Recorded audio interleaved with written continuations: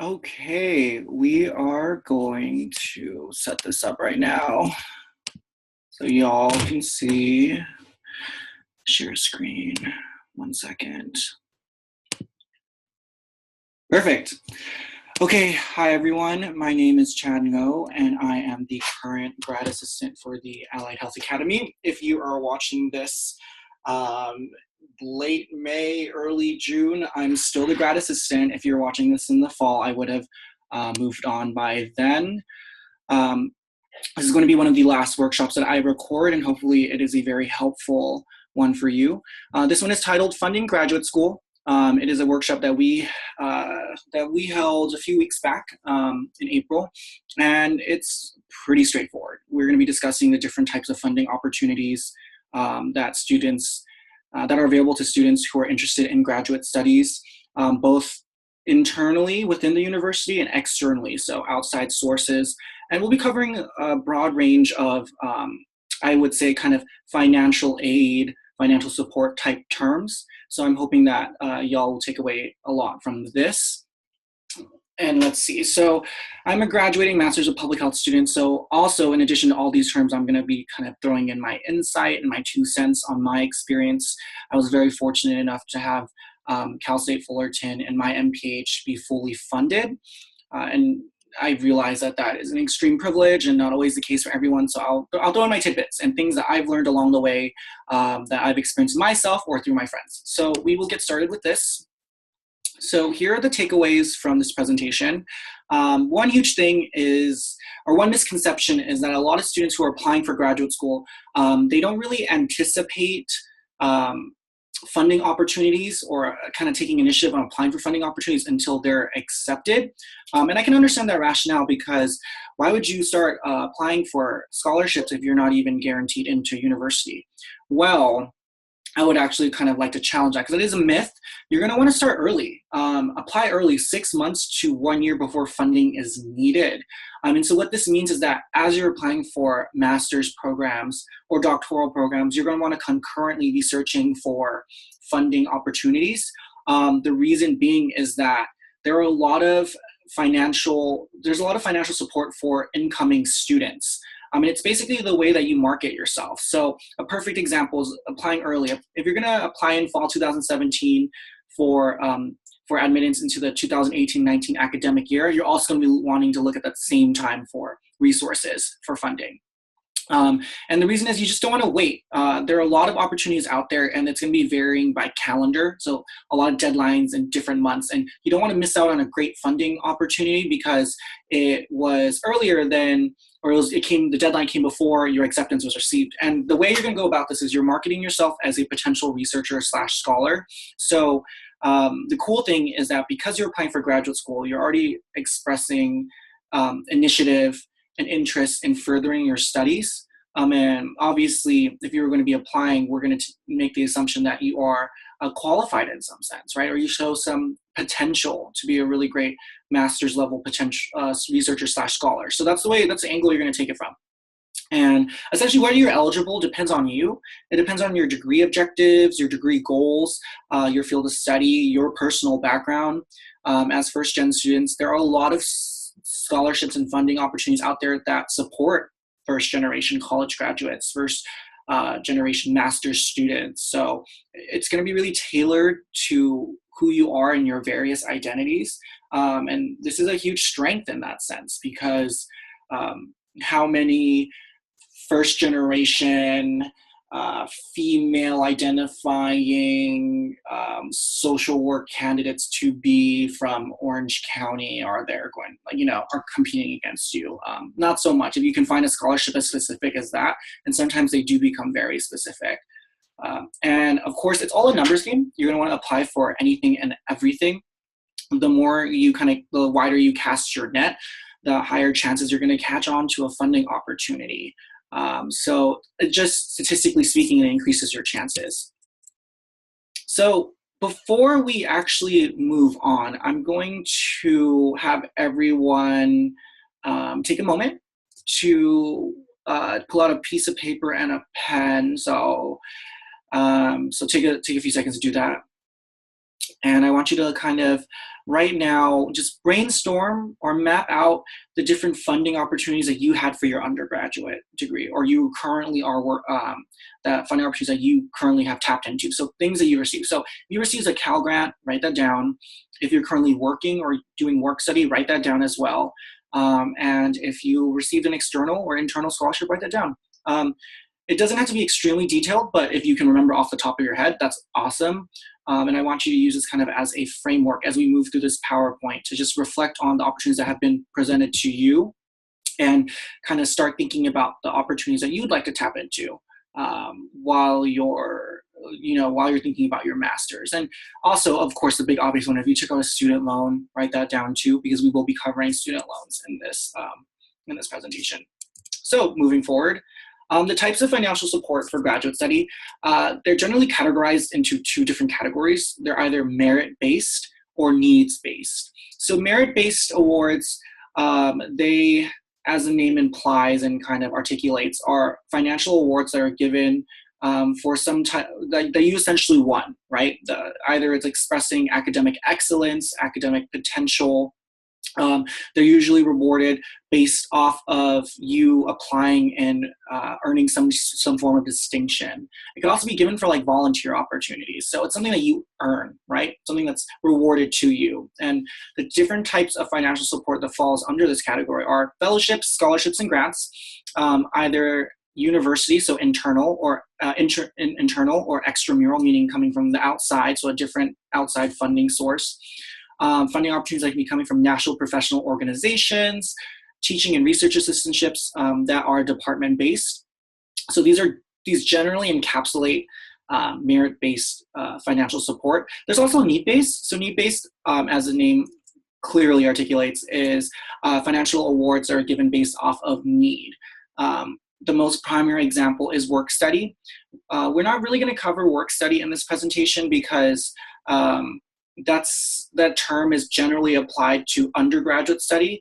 However, TA-ships and research assistantships, I mean, you can kind of almost qualify them as work study because you are being paid to provide a service on a more kind of advanced level through the university. So, I mean, you can almost look at it like that, but it's not the same because there's different requirements. And also we'll go over student loans. Direct loans, so through the government, and private loans.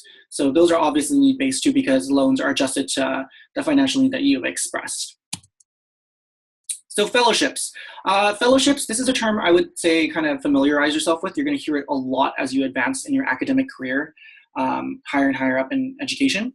And the definition that was provided is a fellowship provides financial support to graduate students to pursue graduate studies without associated teaching or research responsibilities, as they are in a teaching or research assistantship. Fellowships are generally merit-based internal or external awards to support a student in a full-time course of study. The graduate school funds a significant number of entering doctoral students with fellowships awarded through their graduate fields. So you will tend to see this term applied to doctoral students, though it's not exclusive to that population. You'll see fellowships being available for a master's level as well. And essentially what a fellowship is, it's just a lump sum of money that is given to you to support you through your graduate school. And it usually typically isn't tied to you doing research or working for a professor. It's given merit based on merit, so whether you have good grades or show academic promise. It's just it's a way to support, for you to find support, or it's a financial, it's a financial award to support the students through their course of study. And of course, fellowships, there are a lot of external fellowships. Once you're in a program, there will be fellowships typically within your department. But if you're looking for external fellowships, I included a really cool link there. It's a locator, it's a database that was provided by Cornell University. And if you click that link, you can filter out all these fellowships by different majors and fields of study. I will guarantee you there is a fellowship for everything that you want to study. So they can be very specific or they can be very broad. And the source of this came from Cornell as well. They have a really amazing website that really defines these financial terms. So I would definitely take some time to look into it, just because fellowships are a primary way that a lot of students will fund their studies, their graduate studies. Oops, yikes. Okay. So the next definition that we'll go through is scholarships. And there isn't really much of a difference between a scholarship and a grant, though the general consensus is that scholarships are primarily awarded for academic merit, good grades, or something you have accomplished, volunteer work, or specific project. However, there are many need-based scholarships out there as well, like grant scholarships don't have to be repaid. So I think the most important thing is that with the scholarship, it is an award that you're given based off of some form of accomplishment, whether academic or extracurricular, and you don't have to pay back. Most of you are already familiar with scholarships, but there is an application process for it. And this is just a term you need to familiarize yourself with, because scholarships are a main way that students fund graduate school. Personally, for me, during my time at UCI, I was awarded an external 4-year scholarship that basically covered my tuition. And it was an outside agency that I applied for, and the criteria was extremely, extremely specific. And I struck out. I got very lucky, and I was fortunate to have that scholarship help me out. So there's a lot of resources out there, and websites that you can use to find these scholarships, like fastweb.com, amongst many others. You can click on that US News link right there, and it'll define the terms further. So state grants. This is a really important one. Unlike loans, grants, which can come from state or federal government, or from the college itself, or from private sources, provide money for college that doesn't have to be paid back. So this, just to give you a little background, how state grants work is that on the federal level, so you have the U.S. Department of Education, and every year there's a allocated budget to the Department of Education, which it's going, and then so it has this amount of money that it's allowed, that's kind of given to the Department of Education, and then the Department of Education has to disperse the money amongst the 50 states, right? And so when that money hits California and is given to the California Department of Education, the Department of Education California then distributes it as grants to various institutions, which later trickle down to various students. And in our state, it's called Cal Grants. Every state's going to call it something else, and it's kind of incorporates a state name into it. But grants are given on the basis that an individual fills out their FAFSA. Everyone should be familiar with the FAFSA as an undergraduate student. One misconception that I found out personally in experience was that I had thought that you didn't need to apply for the FAFSA when you enter grad school because there weren't going to be any types of grants. That is actually false. If you are going to be applying for graduate school, you also need to renew your FAFSA. This doesn't guarantee you money, but it guarantees you that if there is any type of funding, you may as well receive it. Being here at Cal State Fullerton as a master's student, every single semester I've received a Cal grant. I wasn't never anticipating to or expecting to, but that worked out. And so luckily for me, I renewed my FAFSA every single time. And so always turn that in, right? And so I went over Cal Grant programs, and here are eligibility requirements. Typical requirements: you have to be a citizen or an eligible non-citizen, or AB 540 eligible. You have to go to a university that is Cal Grant eligible, not be incarcerated, must be enrolled half-time. If you're a current undergraduate student and want to learn more about this, click that link right there that's provided through the California website, or, hopefully this just sums it up. But there is the possibility that you may receive a state grant while you're pursuing your master's degree.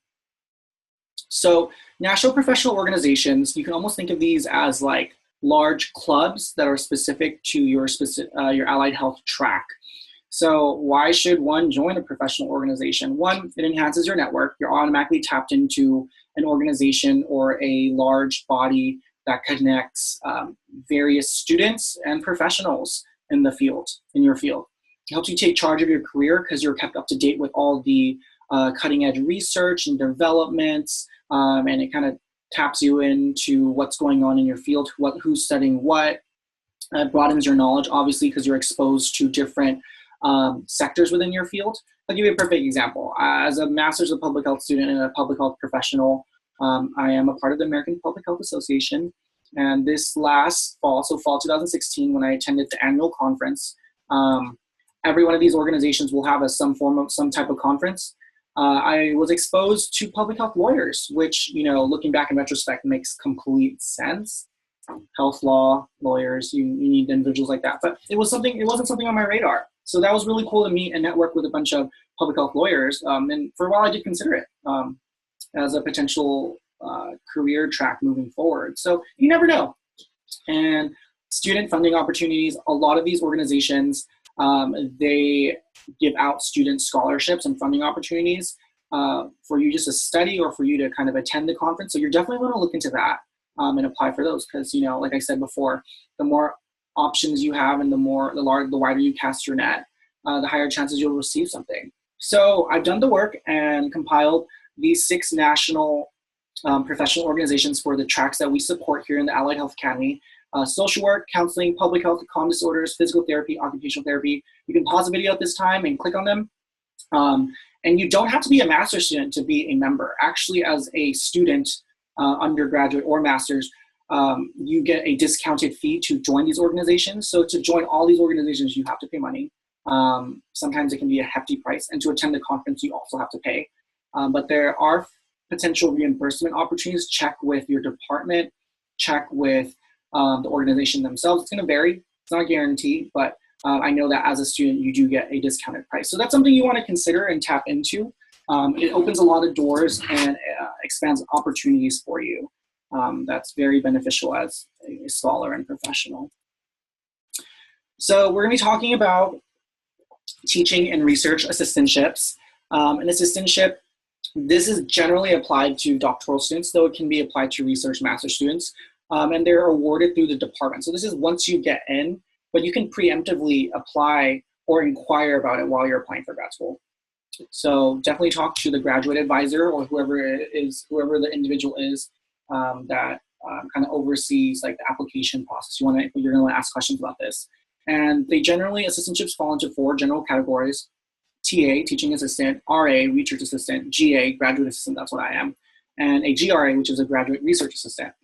And these are going to be administered by different fields and departments. So a teaching assistant is pretty straightforward. It is a commitment. You're awarded that assistantship, and you are going to be required to teach certain courses if you're a doctoral student or be a discussion leader. This may vary depending if you're a master's or doctoral, but essentially you're teaching in a classroom. You're teaching undergraduate students. A research assistantship typically means that you're paired with a specific faculty, either by your choice or maybe the department matches you, and you're going to be paid to conduct and assist with that faculty member or research center. If your university has like a specific research center, like let's say like the Center for Healthy Aging, right? Then you're going to be conducting the research that has already been formed or ongoing with that center or with that faculty. A graduate assistant, that's my position. You essentially are going to be paired with a faculty member under a faculty member, and you're going to work on a project they may have. My specific one is I'm the GA of the Allied Health Academy. So I help with all the logistics, the planning, event outreach, student recruitment, obviously presentations like this one that you're currently watching. So if that's something that interests you, you're going to want to inquire more about graduate assistantships. You're just essentially helping out on a project. And a GRA, I would say that's a very kind of interchangeable term with RA or GA. Functions may vary. You're going to want to inquire and ask those questions like, what is this job going to entail? What is this opportunity going to provide me with skill-wise? And you're generally paid for it. And so they're typically arranged in a way where it's a job. You know, you get paid for maybe the number of classes you teach a semester or the number of hours you clock in. So you're definitely going to want to talk to your potential supervisor about that. And students who are typically on full assistantship review, they can receive a stipend, full tuition fellowship, also university health insurance, maybe. And sometimes there are supplemental ways that one can make an income during the summer. So there's a link right there to Cornell that breaks down TA and RA ships more specifically, but this should give you a very kind of like superficial overview or foundational understanding. So on to student loans, everyone's favorite topic. Loans can be very tricky. Loans can be very hard to understand. This is going to be a very basic intro to student loans and understanding the different types. If you already aren't aware, you can contact your financial aid representative at your campus or at the campus that you're interested in and have a conversation and dialogue. And I'm sure they can expand on this way further. But there are obviously two categories of student loans. There are the federal student loans, which are dispersed through the government, and there are private loans, which are dispersed through a third party or a private agency, usually a bank. And so these are the different things that you need to know about different loans. So federal loans are known as subsidized loans typically, and private loans are known as unsubsidized. And what this means is for federal loans, while you're in school, the government will pick up the tab on the interest. So even though you're accruing interest, you don't have to pay a dime until you graduate. Private loans, however, they accrue interest during your schooling. So that's the main general difference. And so one important thing to key in is that interest rate. For most subsidized government federal loans, the interest rate is fixed. So when you sign up for those loans, you're signing up for a specific interest rate. Generally, it ranges between 3.5 to like 4%, around there typically. And so that's going to be fixed, meaning that it's not going to go up and down. That's the interest rate you're going to pay on the total sum or the principal amount that you borrowed. So definitely look into that. Federal student loans allow you to limit the amount you must repay each month based on your income. That's a cool thing with having a federal student loan, is that it can adjust your income. There's an income adjustment. So that's something I know that you probably have to file independently with the contractor, with the government. So really look into that. And also the cool thing is if you want to pursue a career in public service, and you can sign up for loan forgiveness, meaning that for 10 years straight, if you pay your loans on time, after that 10-year mark, the government will take away everything else that you owe. So that's another cool option for people. This contrasts with private loans in the way that private loan interests are variable, meaning that they may not be set. Like the interest rate that you sign up with a private loan may not be like that in a year or two, or even sooner. It can change and go up and down, and which will obviously impact how much you have to pay. Typically saying it'll probably go up. So you'll be paying various amounts. There are fewer options to reduce or postpone payments because you are contracting with a third party, and less flexible. So, I mean, you're borrowing from a bank. Read the fine print, have those honest discussions, but in most cases, they can set the rules, right? While the government is typically a little bit more regulated. So, let's see. And so for our presentation, this was a really short, informative one.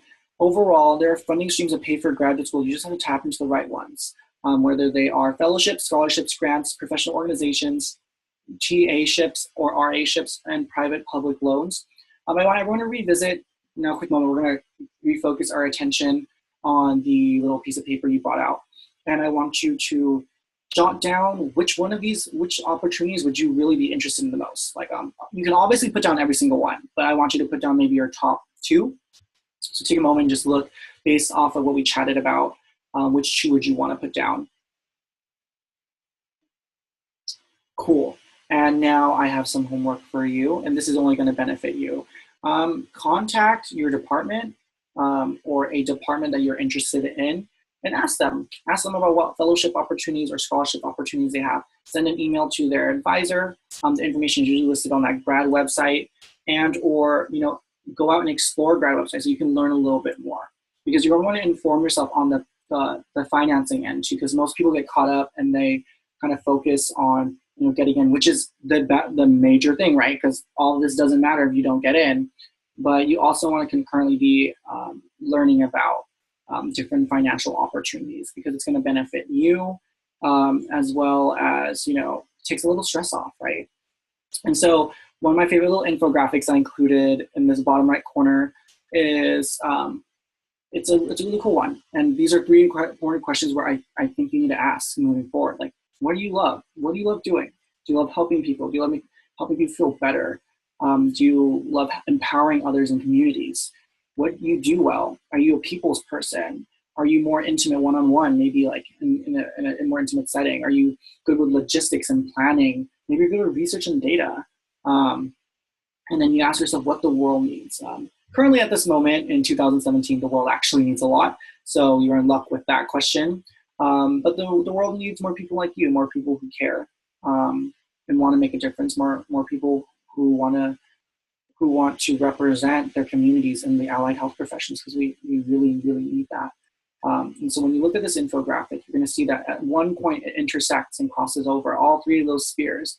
You're going to ask yourself these important questions and work towards a place of finding a career where you can do all three, where you're in that center point. But overall, with that said, this was our presentation, and I hope it was really helpful. And now I hope everyone moves forward with finding funding opportunities for graduate school. Bye.